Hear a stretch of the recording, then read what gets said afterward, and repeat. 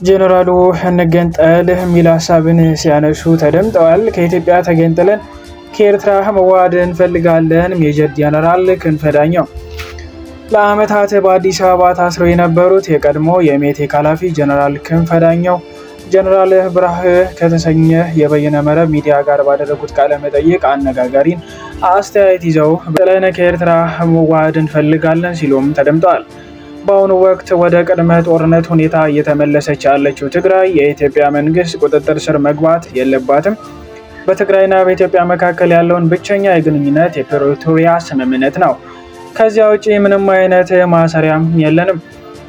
ትግራይ በአነስተኛ መስዋዕትነት ሀገር መሆን አለባት። የሚፈጸመው በፖለቲካዊ ቁርጠኝነትና በህገ መንግስቱ አንቀጽ 39 መሰረት ነው። የትግራይን ሀገርነት ለማደናቀፍ የሚንቀሳቀስ አካል ካለ ለመመከት ወይም ለኃይል አማራጭ ለመጨረስ መዘጋጀት ያስፈልጋል። ሁሉም ፖለቲካ ኃይሎች ትግራይን ወደ ሀገርነት ለማሸጋገር በጋራ መቆም አለባቸው። የትግራይ ፖለቲካ ኃይሎች ረዳን ጨምሮ በህዝብ ፍላጎት ላይ የተመሰረተ ነው ያሉትን የመገንጠል አጀንዳ እንደሚያቀነቅኑም ይታወቃል ብለዋል።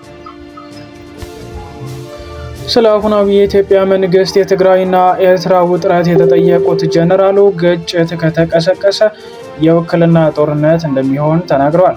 በኢትዮጵያና በኤርትራ መንግስት መካከል በባህር በር ጉዳይ ጦርነት የሚቀሰቀስ ከሆነ ሌሎች ኃይሎችን በውክልና የሚያሳትፍ እንደሚሆንም ጠቁመዋል። ጀነራሉ በኢትዮጵያና በኤርትራ መካከል ሊቀሰቀስ ይችላል ያሉት ጦርነት ትግራይን የውጊያ ማዕከል ሊያደርግ እንደሚችልም ጠቁመዋል።